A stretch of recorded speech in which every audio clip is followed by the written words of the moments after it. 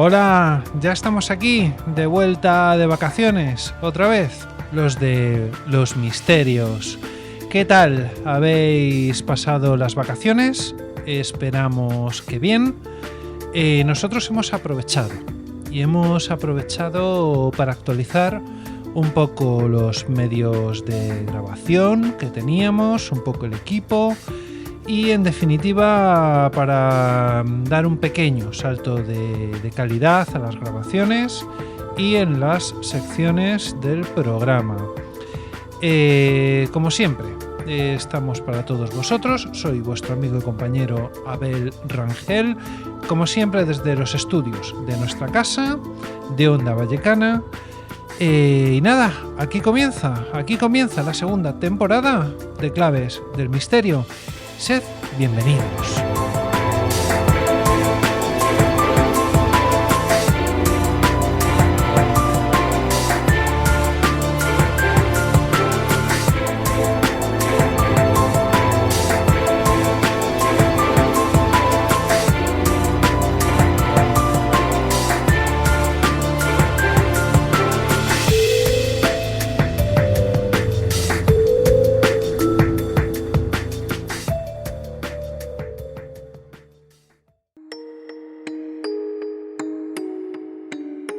Estás escuchando Claves del Misterio en Onda Vallecana.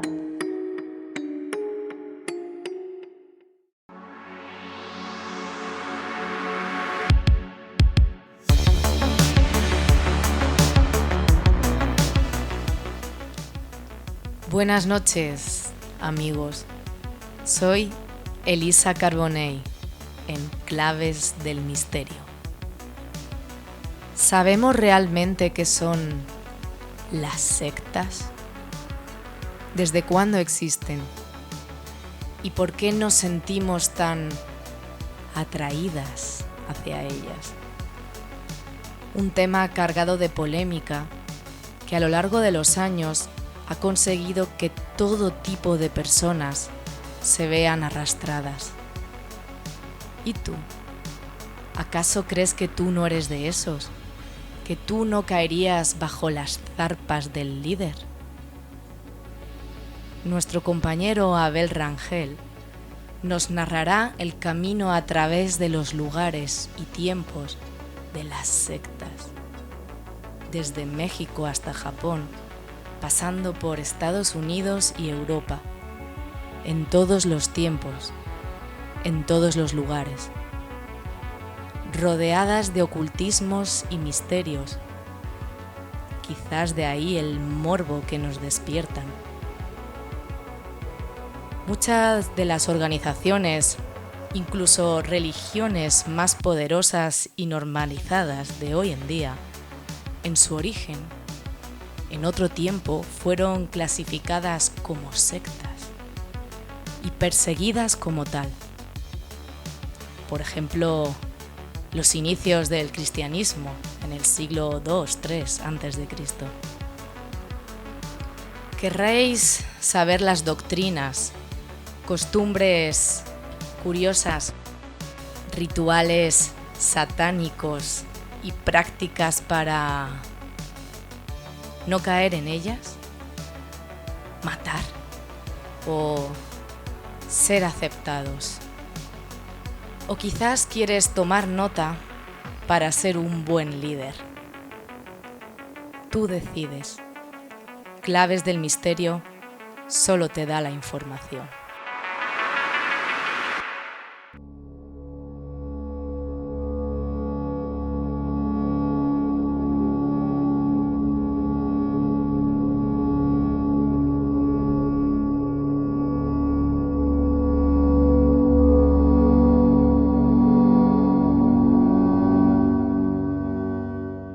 En la oscuridad de la mente humana habita un deseo de pertenencia, un anhelo de guía y una necesidad de creer.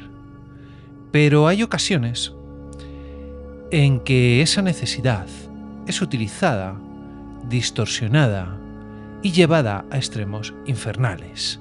Esta noche, en Claves del Misterio, descenderemos al abismo más profundo del alma, las sectas.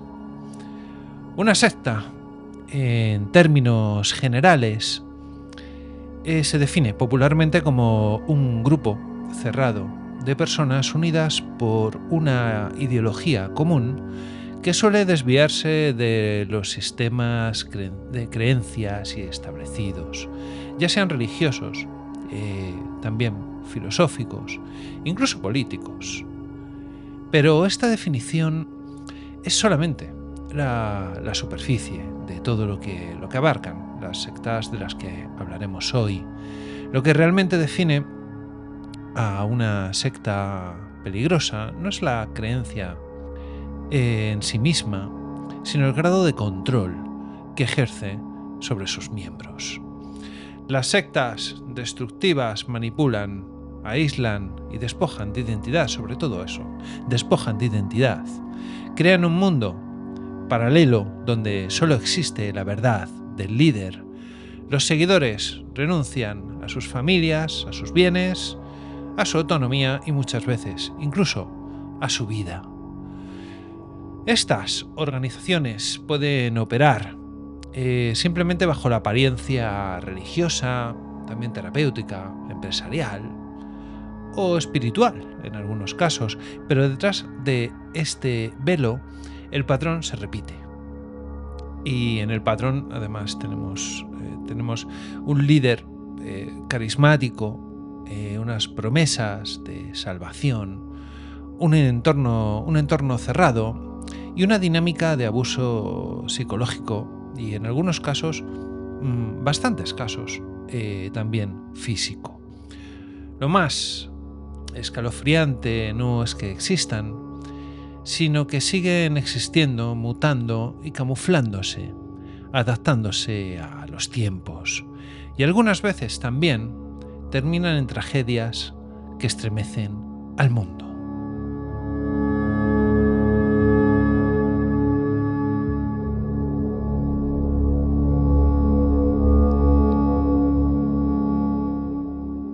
La primera secta o el primer ejemplo de secta que os vamos a traer hoy en Claves del Misterio es la secta de los Hijos del Amanecer. Esta era de origen mexicano. Y bueno, por resumiros un poco el origen, esto ocurrió en la década de 1990 en el estado de Veracruz, en México. Allí emergió un grupo religioso que originariamente eran conocidos como los Hijos del Amanecer.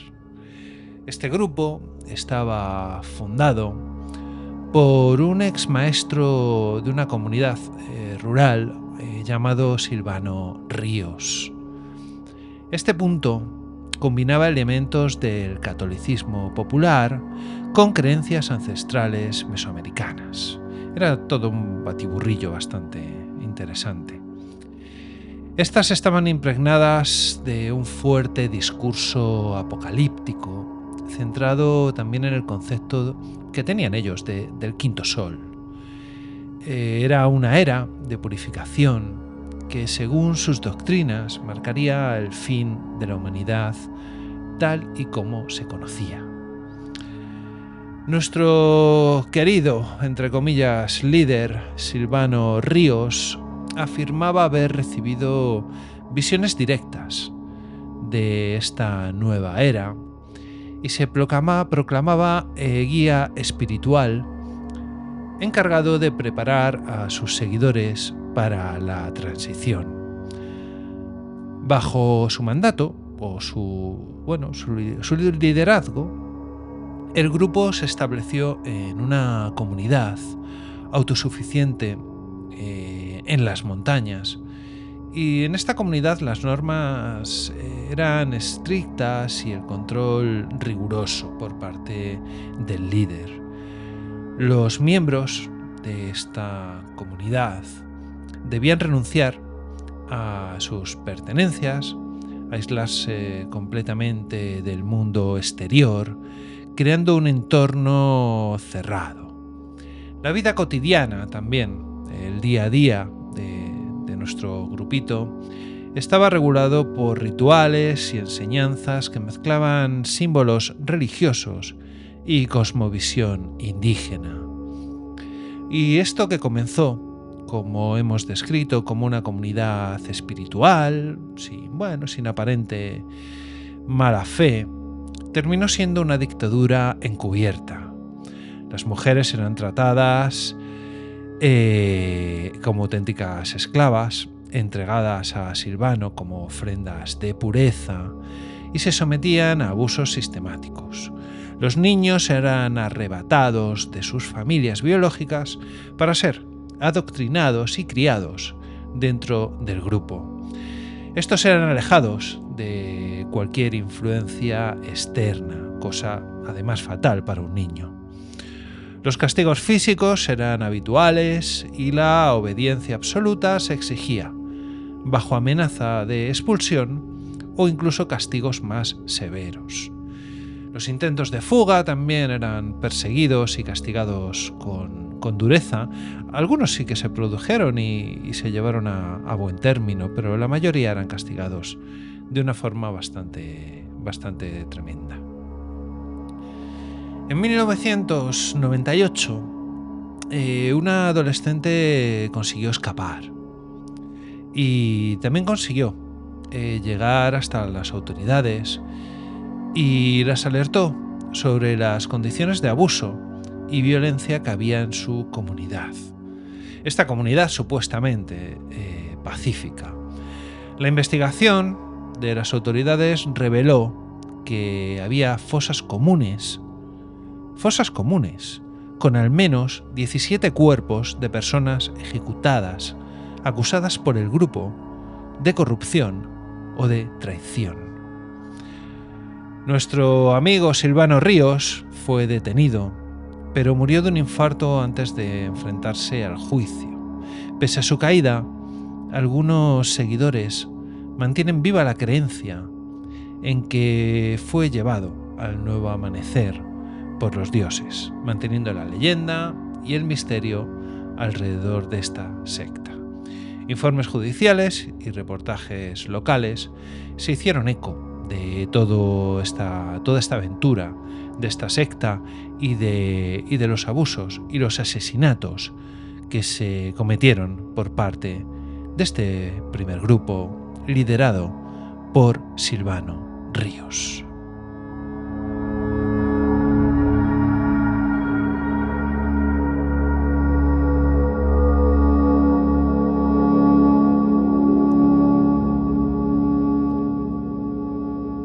La segunda secta que os traemos hoy, el segundo ejemplo de lo que no debería pasar, es la secta del Templo del Pueblo.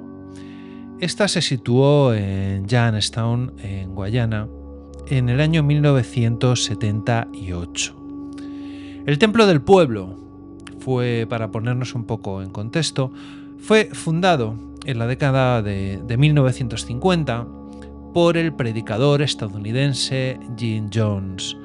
Inicialmente se autodenominaban como una congregación cristiana progresista en Indianápolis.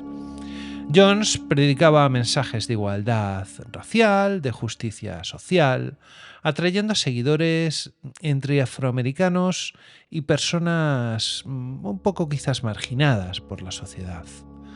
Jones era un orador muy carismático que promovía una comunidad idealizada, pero con el tiempo comenzó a mostrar un comportamiento paranoico y ciertamente autoritario, imponiendo un control férreo sobre sus adeptos.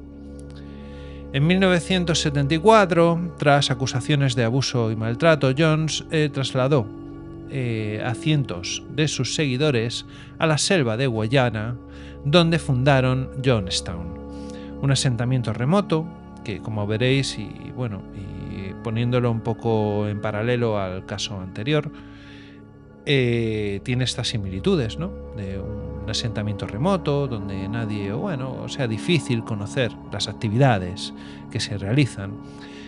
Y bueno, estos tenían la intención de crear una utopía socialista, alejada de la persecución del gobierno estadounidense. Sin embargo, Jonestown funcionaba más como una prisión.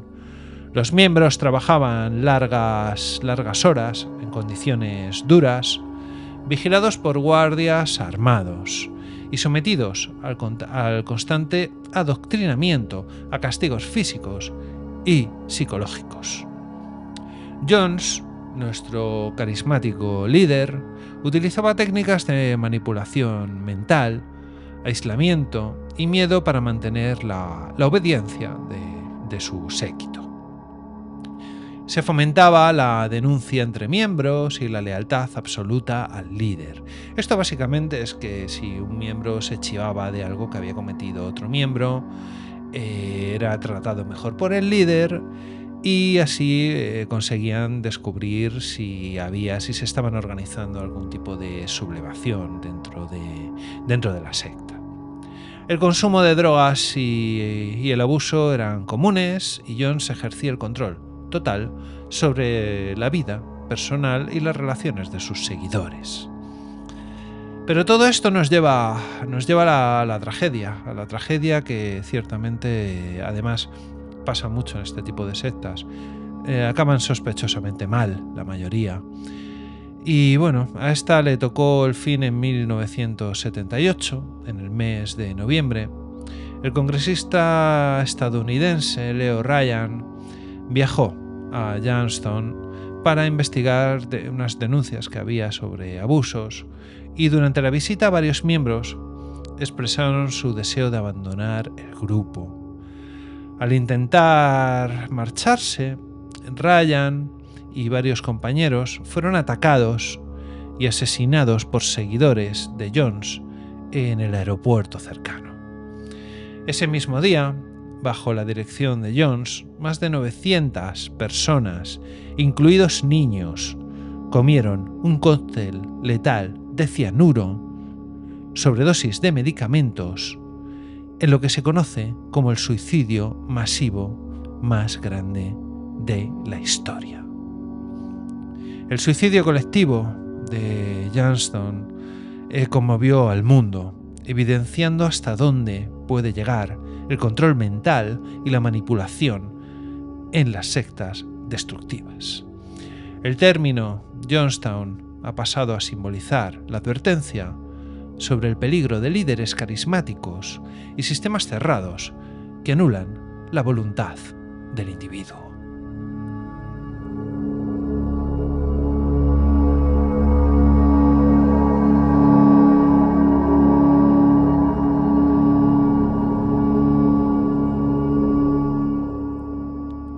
La siguiente secta que os traemos es la llamada Aún Shinriko. Esta secta fue fundada en 1984 en Japón, como podéis imaginar por el nombre, por un personaje que se llamaba Shoko Anhara. Shoko Anhara era un monje budista con conocimientos de yoga y de artes marciales, que combinó enseñanzas de varias tradiciones religiosas. Había cosas del budismo, del hinduismo y creencias esotéricas.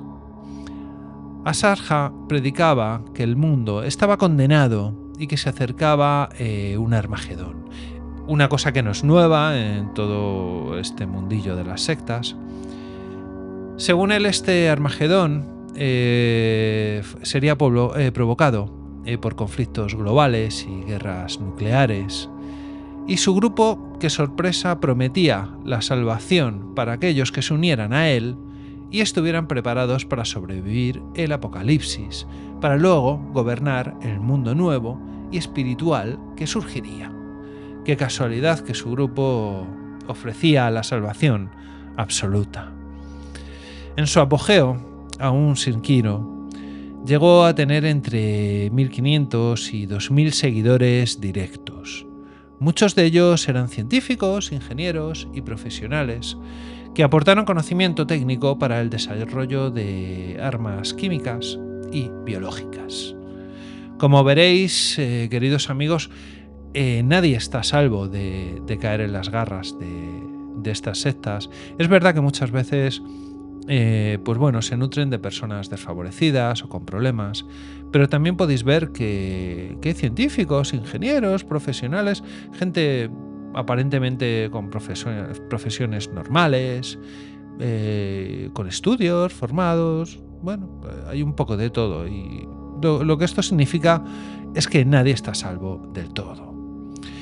El grupo estaba también altamente organizado, tenía una jerarquía estricta y utilizaba métodos de adoctrinamiento y control mental, incluyendo el aislamiento, la disciplina, castigos físicos y psicológicos.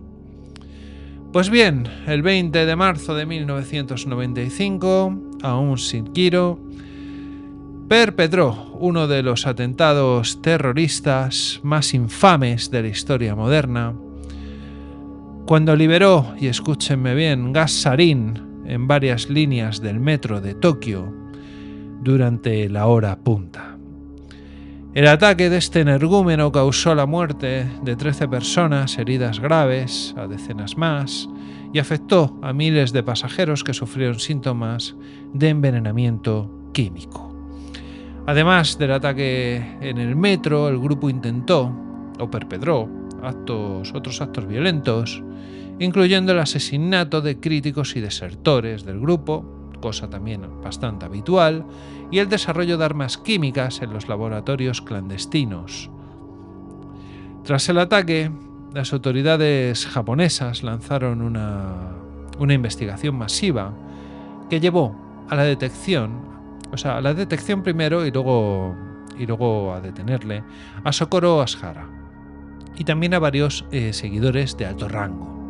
Se descubrieron laboratorios donde se producían los agentes químicos y biológicos, estas armas de destrucción masiva caseras y los documentos que revelaban los planes que tenían para ataques futuros.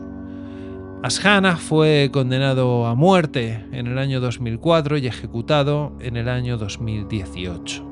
Varias células del grupo aún operan hoy en día bajo diferentes nombres, ya no se utiliza el nombre original, pero este núcleo, el núcleo original, quedó oficialmente desarticulado. El caso de Aung San Suu marcó un antes y un después en la percepción mundial sobre las sectas y el terrorismo. Fue la primera vez que un grupo sectario utilizó armas químicas en un ataque terrorista urbano, generando debates sobre la vigilancia, la libertad religiosa y la seguridad pública.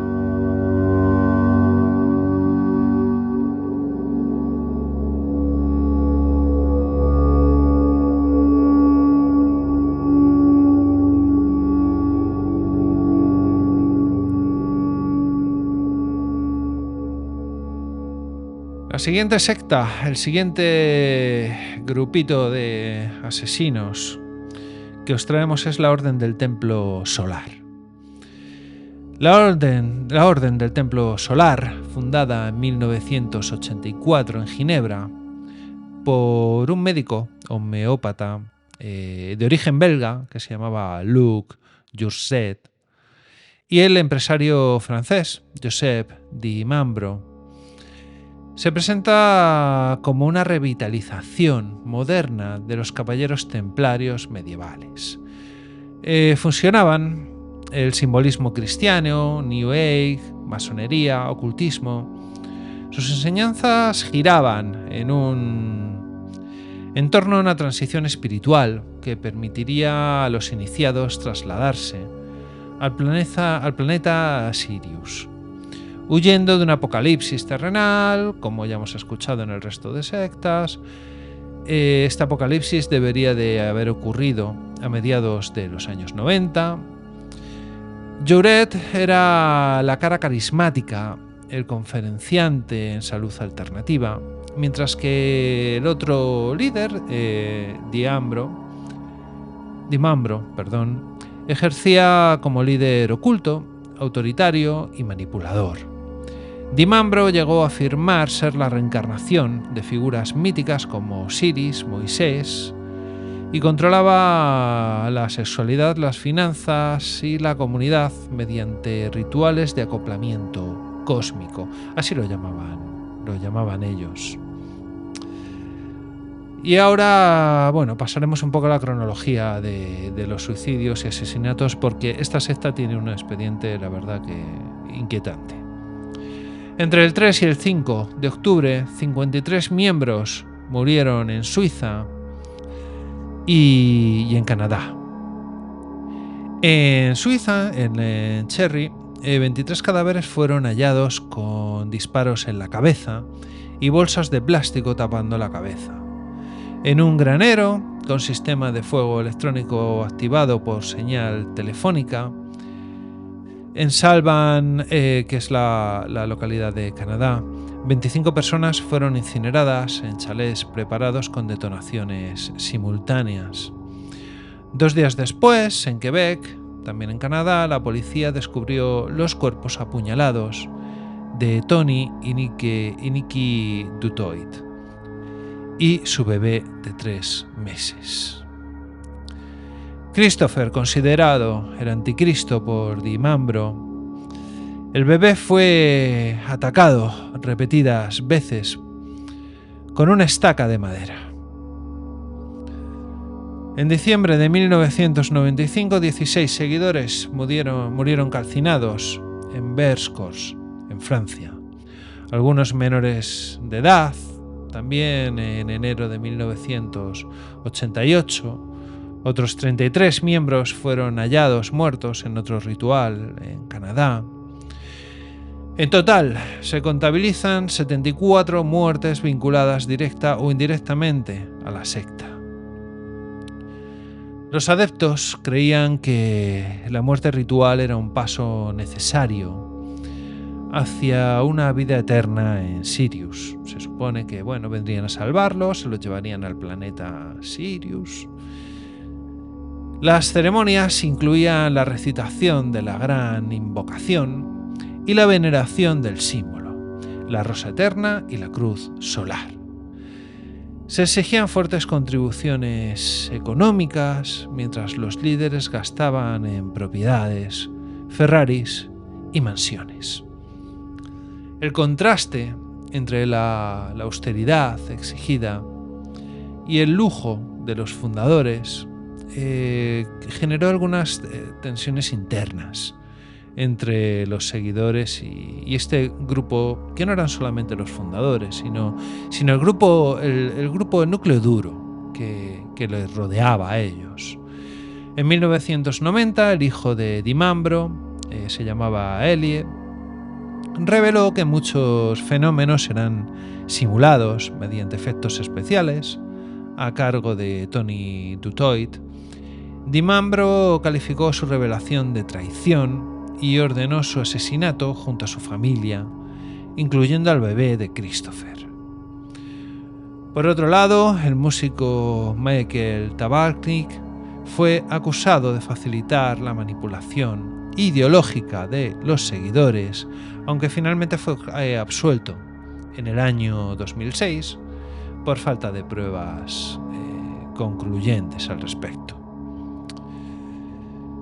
El perfil de los dos líderes, ciertamente curioso, porque como os dije, hay gente de todo calado y de todo tipo. Pero en el caso de Joseph Dimambro, era un joyero, devenido a líder espiritual, fusionó la masonería, el esoterismo, el New Age, tras las experiencias en grupos rosacruces. Tenía un carácter autoritario y era el cerebro de la secta.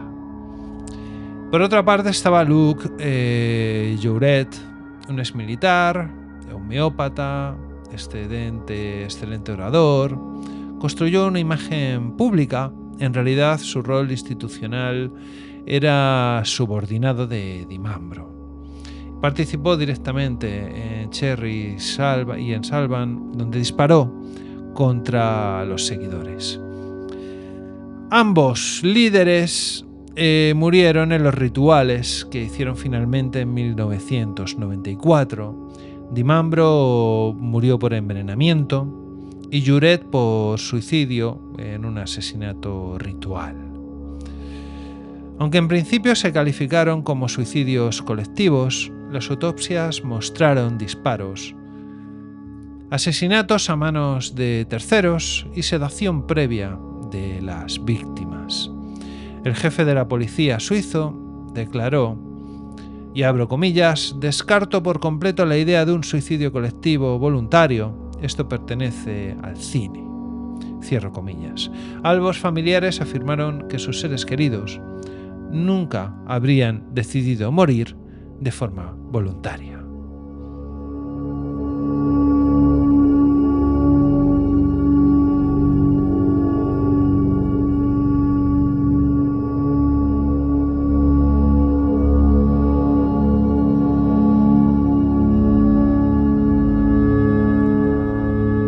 Hemos dejado un lugar muy especial para un tipo de sectas muy concreto. Y me refiero a las sectas satánicas o sectas cuyo culto está asociado al mal.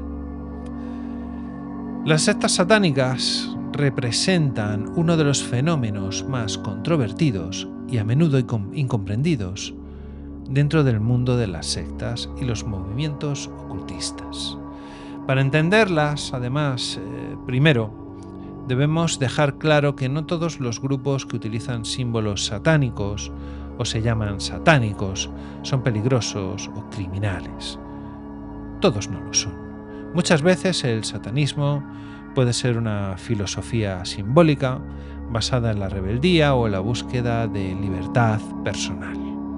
Sin embargo, las sectas satánicas destructivas, que sería el otro tipo, son aquellas que han causado daños reales y notorios. Son organizaciones donde la creencia en Satanás, no solo como símbolo, sino como entidad real, se traduce en rituales y prácticas ocultas con consecuencias terribles para sus miembros y en ocasiones para la sociedad en general. Pero bueno, ¿cómo captan a sus víctimas? ¿Cómo se nutren de personas? Estas sectas suelen buscar o suelen proveerse de personas vulnerables, a quienes atraviesan crisis personales, familiares o emocionales. Los líderes carismáticos y sus seguidores se presentan como guías, ofreciendo respuestas, poder y un sentido de pertenencia a quienes se sienten perdidos. El proceso de captación suele ser sutil y escalonado. Inicialmente pueden acercarse a través de grupos esotéricos, actividades artísticas o musicales. Incluso y además últimamente en comunidades online. Invitan a participar también en encuentros, en rituales leves o sin aparentemente mucha maldad, círculos de estudio donde el interés y la curiosidad se fomentan con mensajes atractivos, y poco a poco estos nuevos miembros van siendo introducidos en creencias más oscuras y prácticas rituales que implican compromiso y obediencia. Las sectas satánicas destructivas tienen una estructura jerárquica muy marcada.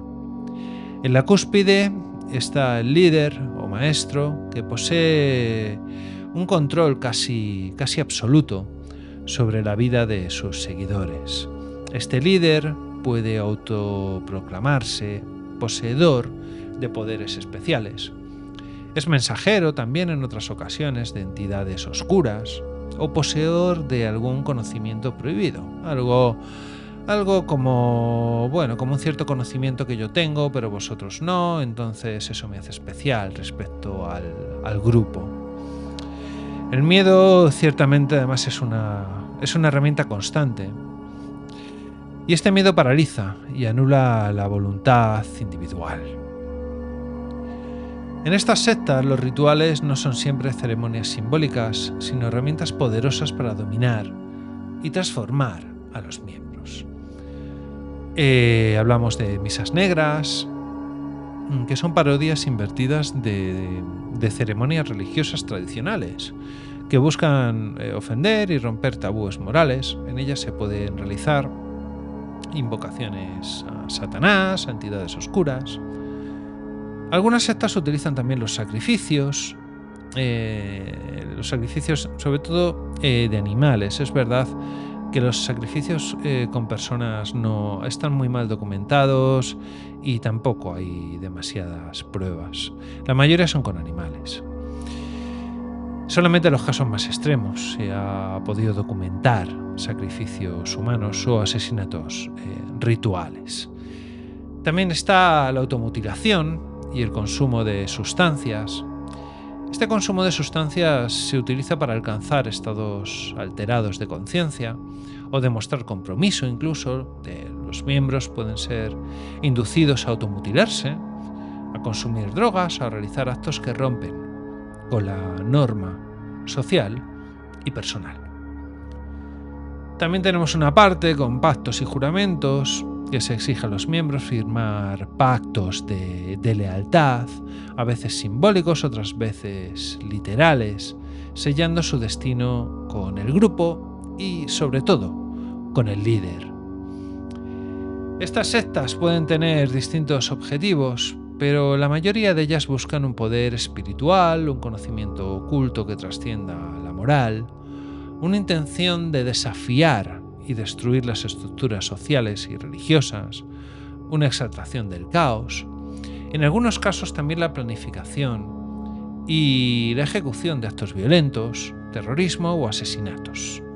En ciertos grupos el satanismo es el marco para justificar la violencia y la criminalidad, presentando estos actos como pasos necesarios para la evolución espiritual.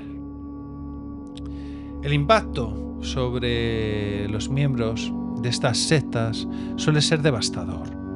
La presión para romper con su entorno familiar es constante y lo que lleva al aislamiento social de estos miembros.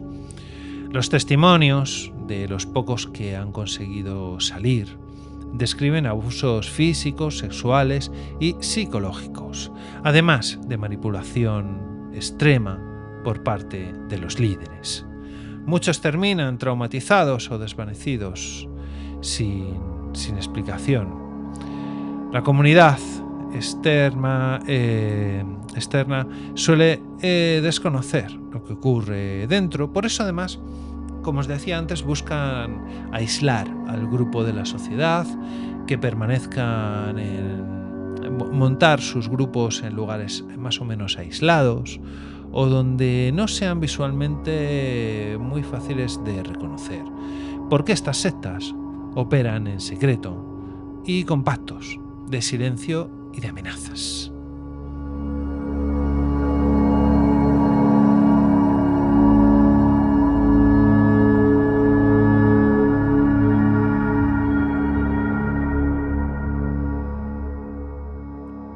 Y el primer caso que os traemos, el primer ejemplo de este tipo de sectas, es la secta de Ricky Kass. En la ciudad de Medford, en el estado de Oregón, durante el año 1992, un pequeño grupo bajo el liderazgo del músico de underground Ricky Kass emergió con prácticas, que rápidamente llamaron la atención de las autoridades por su extremismo. Kass era un ferviente admirador de las enseñanzas ocultistas de Aleister Crowley. Mezclaba simbología satánica con rituales esotéricos que incluían automutilación y consumo de drogas psicodélicas. Su residencia se convirtió en un verdadero santuario oscuro. El sótano fue transformado en una capilla negra donde los integrantes del grupo realizaban misas negras que incluían cánticos, invocaciones, entidades que consideraban demoníacas y sobre todo sacrificios de animales. Pero en la práctica iban más allá. Se reportaron casos de ingestión ritualizada de sangre humana y de animales, así como automutilaciones, todo en un contexto de trance inducido por la música y las sustancias. Las investigaciones policiales se intensificaron tras la desaparición de varias personas vinculadas a este grupo.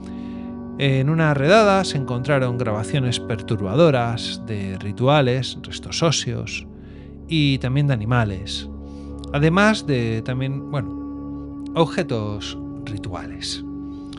Nuestro amigo Cass fue arrestado y finalmente condenado por asesinato en segundo grado, tras pruebas que demostraron la implicación directa de este líder en la muerte de al menos una persona. Durante el juicio, Cass afirmó tener poderes para abrir portales a otras dimensiones, pero en sus declaraciones fueron consideradas delirantes.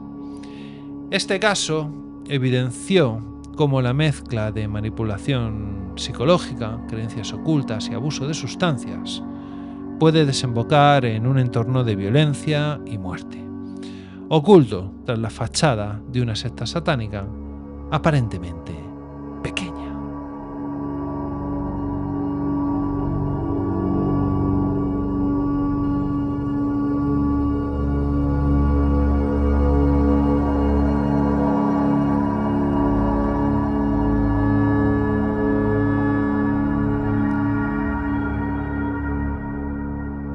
La siguiente secta que os traemos, satánica, es los antiguos de la sombra.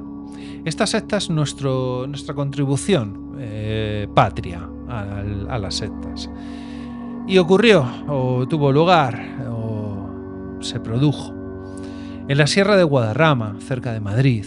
Durante varios años operó una secta conocida como los antiguos de la sombra. Bajo la dirección de Efraín León, este grupo se caracterizó por la mezcla sincrética de satanismo teísta, agnosticismo negro y antiguas simbologías mesopotámicas, creando una cosmovisión que consideraba a sus miembros descendientes espirituales de una casta de sabios arcanos. Tiene tela. Los rituales del grupo se realizaban en lugares remotos y de fuerte carga simbólica. Se hacían en cementerios abandonados y cuevas, generalmente durante las noches de luna nueva o en eventos astronómicos que ellos podían considerar especiales. Estas ceremonias incluían invocaciones a entidades oscuras, sacrificios de animales y rituales destinados a abrir puertas astrales y conectar con fuerzas primigenias. El control interno era férreo, los iniciados pasaban por pruebas que incluían la privación del sueño, también ayunos prolongados, sometiendo a estas personas a rituales no consentidos como abusos, torturas. Los miembros estaban aislados del mundo exterior y cualquier intento de escape era castigado severamente. Pero todo se destapó tras la denuncia de una mujer que consiguió huir. La Guardia Civil realizó una redada en el año 2012. Fíjense que han pasado muy pocos años. Bien, en esta redada reveló un complejo subterráneo con símbolos arcanos tallados en las paredes, restos de animales sacrificados y documentos escritos en lenguas antiguas. El líder desapareció misteriosamente durante esta redada, alimentando leyendas entre sus seguidores, alguno de los cuales afirma que fue absorbido por la sombra. Este caso puso de manifiesto la presencia de sectas satánicas extremas en Europa, donde el abuso y el control mental y la violencia ritualizada se combinan con un marcado componente esotérico y místico.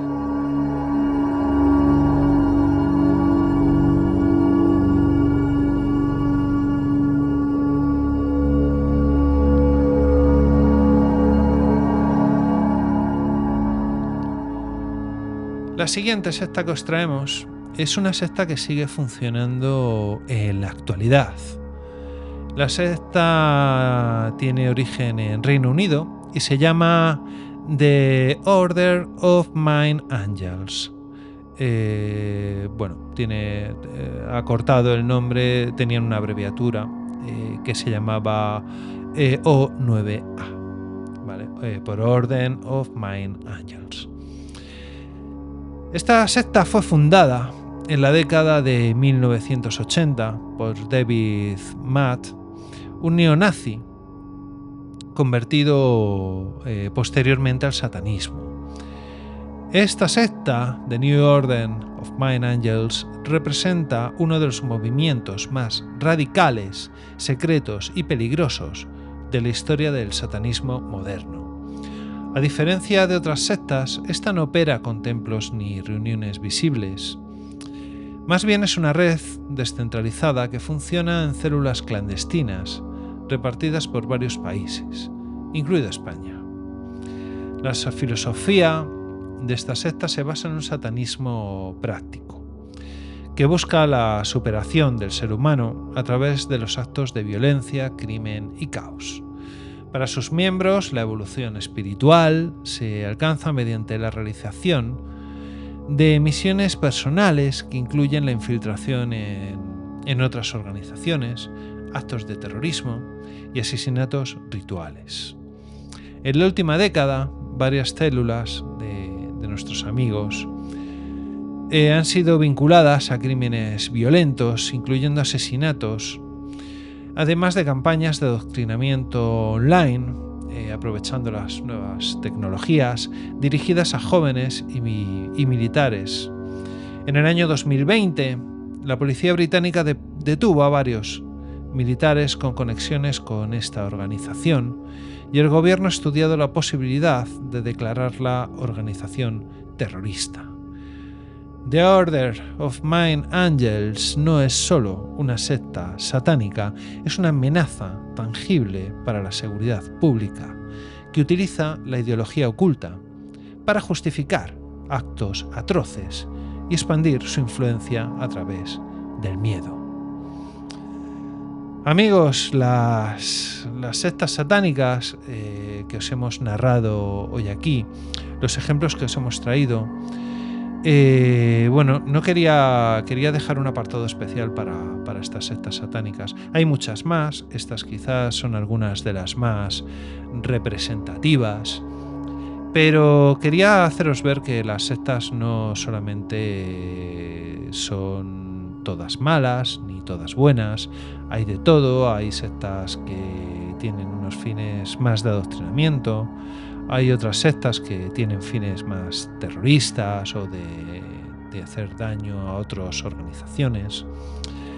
Cuando se vuelven destructivas, además, son más que un fenómeno religioso o cultural.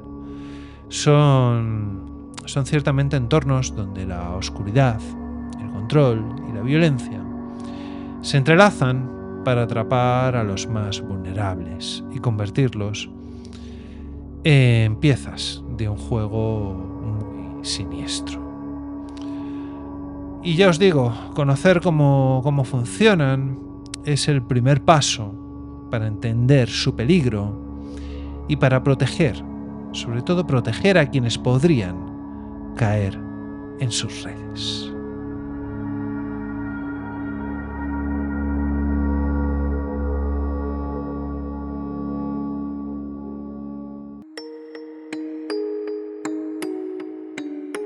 Estás escuchando Claves del Misterio en Onda Vallecana.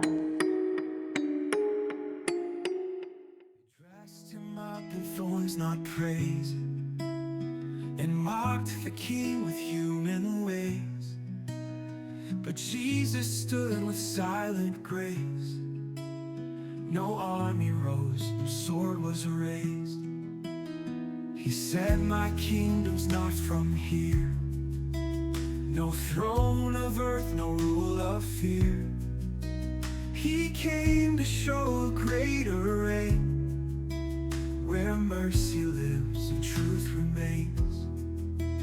Not of this world, not built on lies. No power plays, no earthly prize.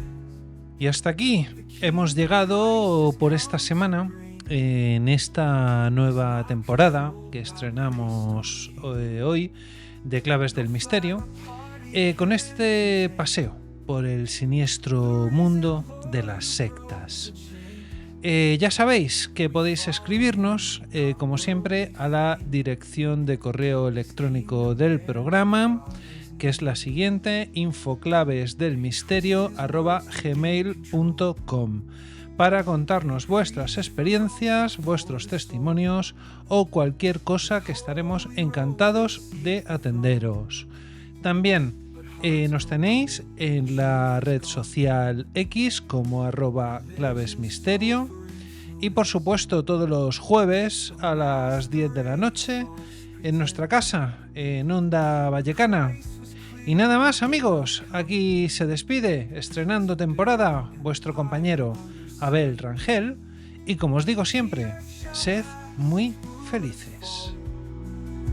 But heaven's voice will still recall the call to love, to serve to you, not conquer lands but hearts be healed. Oh church, beware.